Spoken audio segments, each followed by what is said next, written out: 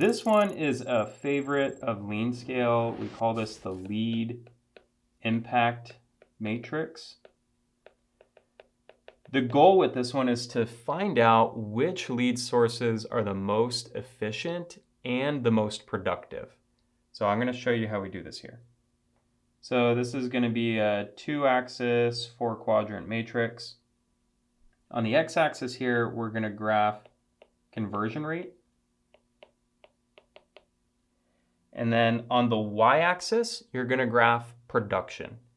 For this example, I'm going to use closed won. So this is how many closed won deals each lead source brought in. But you can also do this for SQLs, and that's a really effective way to look at it.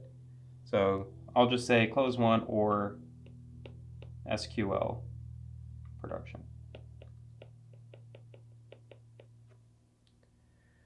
Okay, then this is going to end up being more of a bubble chart. So let's say the top of the axis here is $1 million.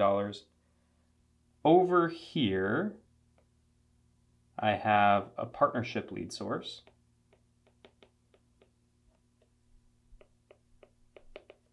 Let's say the conversion rates go from 0 to 100. And on the partnership lead source, they're converting at 80%, which is really high, really good. And they've also produced $800,000 of closed won deals. Another lead source we have is SDRs. Let's say they're converting at 60% and they've produced 600K. Then you have another lead source over here, very high conversion rate. We're going to call these referrals.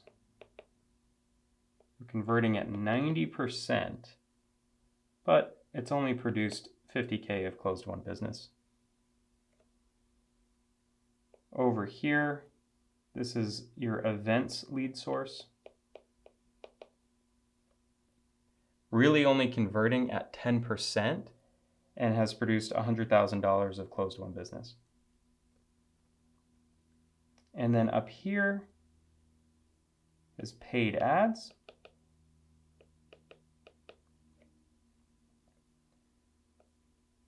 Producing $800,000 of business, but only converting at 20%. So now let's break this into quadrants.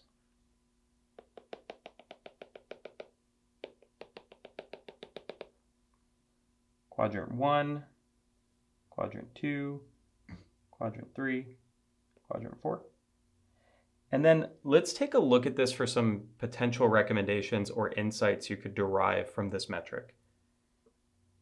So Quadrant 1, this is really going to be your double down quadrant. It's converting at a very efficient rate. It's also producing at a very high rate. It looks like something that you should consider putting more investment into. Quadrant 2, you are producing a high amount of closed won business, but this might be something that isn't converting at the level of efficiency you'd expect.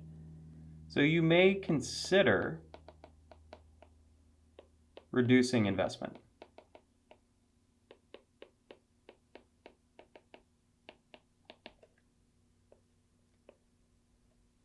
Quadrant 3, converting very high, but not really producing a lot of production.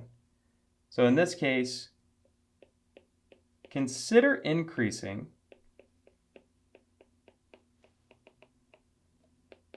However, take a look at if you can make an impact with the lead source.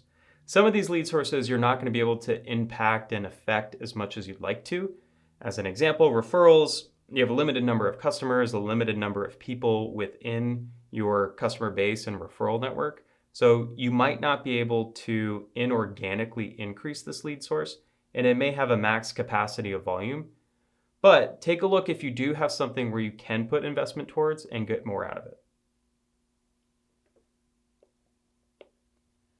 Quadrant 4, this is consider not doing or significantly decreasing investment. If you're spending a lot of money on these lead sources, as an example, events, let's say you're going to lots of trade shows, but you're only converting at 10% and it's not bringing in a lot of production, this is something you should consider reducing your investment for, or maybe not doing altogether. So this lead source impact matrix really gives you a clear understanding of what your highest performing and highest potential lead sources are, and gives you a quick reference point of where you should invest more in or maybe pull back.